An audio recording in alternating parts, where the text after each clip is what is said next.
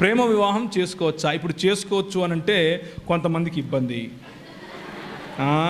అబ్బా ఈయన కన్నేనరా అంటారు. చేసుకోకూడదంటే ఇంకొందరికి ఇబ్బంది. అన్నం అట్లా చెప్పి వెళ్ళిపోయాడు అంటారు.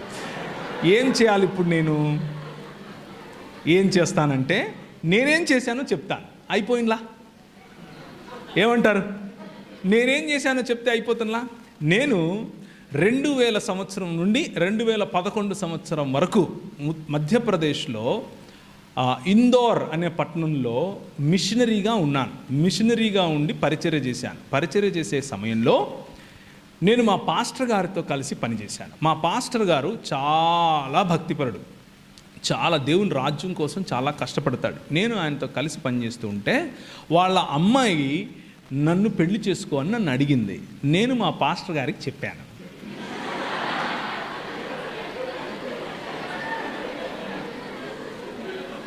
రెండు కలిపే కదా?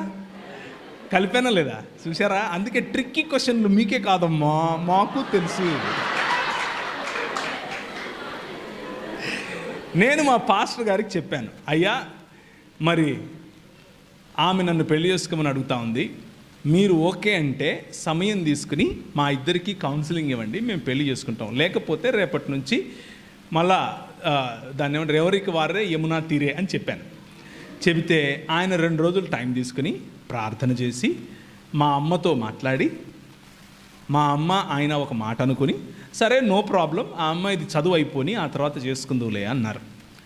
ఒక 2 సంవత్సరాలు గ్యాప్ తీసుకుని ఇద్దరం ఒకరినొకరు అర్థం చేసుకుని వాళ్ళ ముందే, మా తల్లిదండ్రుల ముందు, అంటే మా భార్య తల్లిదండ్రుల ముందు అర్థం చేసుకుని, తర్వాత ఆమె చదువు అయిపోయిన తర్వాత చక్కగా అందరి ముందు మా పెళ్లిలో ఒక 6000 మంది వస్తే ఆ 6000 మంది ముందు పెళ్లి చేసుకుని ఆ తర్వాత భార్యాభర్తలుగా చలామణి అయ్యాం. ముందు భార్యాభర్తలు అయిపోయి తర్వాత పెళ్ళిళ్ళు చేసుకోకండి అని చెప్తున్నాను. అది తప్పు. ముందు ప్రొక్లమేషన్, ఆ తర్వాత కాన్సమేషన్. అంటే మొదట ప్రకటించాలి, ఆ తరువాత ఒకటవ్వాలి. కనుక పురుషుడు తన తల్లిని తండ్రిని విడిచి తన భార్యను హత్తుకొనెను, ప్రేమికురాల్ని కాదు. జాగ్రత్తగా వినండి. తన భార్యను హత్తుకుంటాడు, ప్రేమికురాల్ని కాదు. సో ప్రేమ తప్పు కాదు. భౌతిక సంబంధం పెండ్లి కంటే ముందు తప్పు. అది వ్యభిచారం కిందికి వస్తుంది. అది చేయకూడదు. ఇంకా క్లియర్గా ఏమని చెప్పాలనా?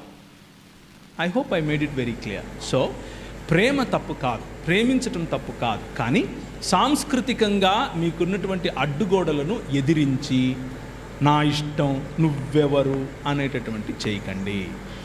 మీ పెద్దల దగ్గరికి తీసుకెళ్ళండి, పెద్దలతో సంప్రదింపులు చేయండి, పెద్దల యొక్క ఆశీర్వాదం తీసుకోండి. కొంతమంది ఒప్పుకోరు. కొంతమంది ఒప్పుకోనప్పుడు దానికి ఉన్న కారణాలు తెలుసుకోండి. మీకంటే ఎక్కువగా మీకోసం మిమ్మల్ని ప్రేమించే వాళ్ళు ఆలోచిస్తారు కాబట్టి వాళ్ళ పర్స్పెక్టివ్ని కూడా అర్థం చేసుకోండి. అర్థం చేసుకున్నప్పుడు మీరు ఒప్పుకోగలిగితే పర్వాలేదు. ప్రేమ గుడ్డిది అంటారు కదా, అలాంటి మోజులో కనుక ఉంటే మరి అది కొంచెం ఇబ్బందే. అది మీకే ఇబ్బంది, లాంగ్ రన్లో మీకు ఇబ్బంది అవుతుంది. సో జాగ్రత్తగా ఆచితూచి. ప్రేమ అన్నది భావన కాదు. చాలా జాగ్రత్తగా వినండి ఈ పాయింట్. ప్రేమ, love is not just an emotion, love is a decision. ప్రేమ అన్నది ఒక నిర్ణయం, జీవితాంతము ఉండేటటువంటి నిర్ణయం, ఎటువంటి పరిస్థితుల్లో కూడా పోకుండా ఉండేటటువంటి నిర్ణయం. ఆ నిర్ణయం తీసుకోవటానికి మీరు త్వరపడాలి. అంతేకాని భావోద్వేగాలకు లోనయ్యి ఏది చేయకూడదు. అలా చేయటం వల్ల మీకు, మీ కుటుంబానికి, మీ సంఘానికి కూడా తలవంపులు. అది మంచిది కాదు. ఇకపోతే ఆఖరి మాట, ప్రేమ వివాహాలలో, ప్రేమ వివాహాలు అన్నవి ప్రేమ వివాహాలైనా లేకపోతే తల్లిదండ్రులు కుదిర్చి చేసే వివాహాలైనా ఏవైనా సరే కులము అన్నటువంటి ప్లాట్ఫామ్ మీద చేసుకోకూడదు. లాస్ట్ టైం వచ్చినప్పుడు కూడా మిమ్మల్ని ఇట్లనే ప్రేరేపించిపోయినా, ఇప్పుడు కూడా ప్రేరేపిస్తున్నా, కులానికి వ్యతిరేకంగా నిలబడండి. TV9 వాడు నీకంటే బెటర్ క్రైస్తవుడు. ఒకవేళ మీరు కులాన్ని పాటిస్తూ ఉంటే వాడేమంటాడంటే, కులము అడిగేవాడు అడ్డగాడిదా అని వేస్తాడు. టీవీలో ఎత్తడైడా. కనీసం వాడికున్న బుద్ధి కూడా మీకు లేదంటే ఇక మీ కర్మ, దానికి నేనేం చేయలేదు. మళ్ళీ మీరు నేను పరలోకం పోవాలా అంటే దానికి కులం ఎత్తుకున్నవాడు పరలోకం కాదు కదా, ఏ లోకానికి పోడు. ఈ లోకంలోనూ వాడు బతకలేడు సరిగ్గా.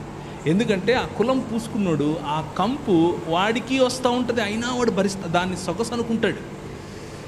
కులము అడగద్దు, కులము చెప్పొద్దు, కులంలో బతకద్దు, కులంలో పెళ్ళిళ్ళు చేసుకోవద్దు. కులము అన్నది కొట్టేసి మిగిలిన అన్ని ప్రాతిపదికలు చూడండి. పెండ్లి అన్నది కేవలము ఒక స్త్రీకి ఒక పురుషునికి మధ్య మాత్రమే జరగాలి. అర్థమైందా? యాడమ్ అండ్ స్టీవ్ కాదు, యాడమ్ అండ్ ఈవ్. అర్థమవుతుందా? ఇటు ఈ మధ్య మా కర్మ చెప్పాల్సి వస్తూ ఉంది. ఎందుకంటే మన సుప్రీంకోర్టు వాళ్ళు చెప్పారు అలాగేం లేదండి, పురుషులు పెండ్లిళ్ళు చేసుకోవచ్చండి, మీరు చేసుకోండి. క్రైస్తవ సంఘము దాన్ని పెండ్లిగా చూడదు, దాన్ని సహించదు.